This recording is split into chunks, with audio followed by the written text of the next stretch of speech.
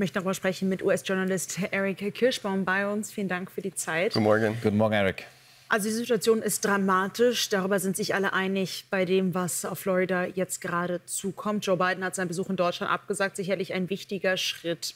In dieser Situation, wo es für Menschen wirklich um Leben und Tod geht, um alles, was sie haben, wie wichtig ist Politik da trotzdem? Ja, leider in den USA ist alles politisch und Trump versucht, das alles so ein Politikum zu machen. Der hat Biden und Harris kritisiert, die hätten zu wenig getan. Biden muss zeigen, das stimmt nicht. Und Biden und Harris waren gerade in Georgia und South Carolina letzte Woche nach Helene. Und Biden könnte es wirklich nicht erlauben, nach Deutschland, nach Angola zu reisen, wenn Hunderte von Leuten vielleicht in Florida sterben.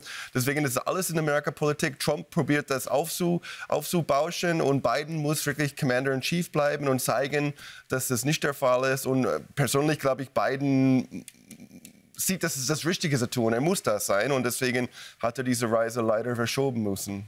Aber hat man auch gesehen, dass Biden mit seinem Krisenmanagement, und dafür gibt es Kritik in den Vereinigten Staaten, bei dem Hurrikan Helene, der Ende September, Anfang Oktober über die USA gerast ist, 230 Tote sind zu beklagen, dass er da tatsächlich Fehler gemacht hat?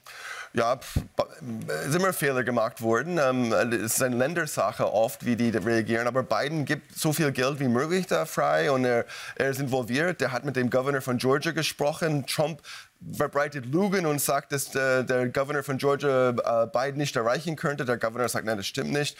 Deswegen ist viel Unwahrheiten da und es ist viel Fake News. Aber Biden und Harris müssen wirklich aufpassen, dass es kein Boomerang ist und dass es so negative Umfrage führen könnte. Denn die tun wirklich alles und die reden viel darüber. Das ist das Thema Nummer 1 in Amerika, wie man vorstellen kann. Und so bleibt das.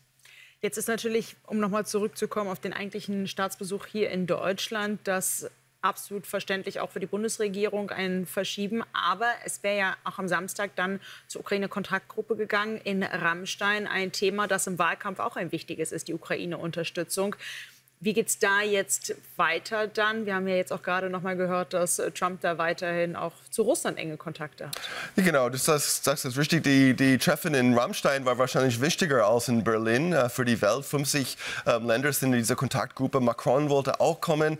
Es ist noch nicht klar, was passiert. Biden probiert irgendwas auf die Beine zu kriegen. Biden sagt auch, er will nach Deutschland doch kommen. Er will diese Kontaktgruppe weitermachen. Aber die Reise nach Angola war auch super wichtig, weil Biden hat das versprochen seit Jahren. Angola wartet darauf und China und Russland investieren unheimlich viel in Afrika. Deswegen ist es auch wichtig, dass Biden diese Besuch macht. Ich erwarte persönlich, dass Biden beide Besuche demnächst machen werde und vielleicht nach den Wahlen. Aber Angola, Rammstein war mindestens so wichtig wie Berlin auf dieser Reise. Und ich glaube, die beiden Regierungen lässt es nicht kalt, dass sie das verschieben. Die betonen immer noch, dass es Verschiebung, nicht stornieren. Und ich kann mir gut vorstellen, Biden wird demnächst in Deutschland und Angola sein.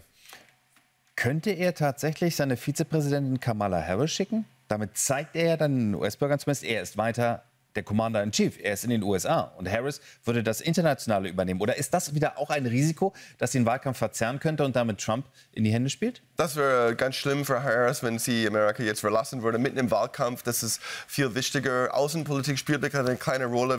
Wenn Kamala Harris jetzt den USA verlassen würde, das wäre wirklich ein schlechtes Zeichen für sie. Würde ihr wirklich schaden in dem Wahlkampf. Das wird nicht passieren, glaube ich. Eric Kirschbaum, vielen herzlichen Dank für die Einschätzungen. Das Wichtigste ist jetzt zu sehen, was der Hurrikan Milton tatsächlich in Florida dann verursacht. Danke. Ja. Eric, danke schön.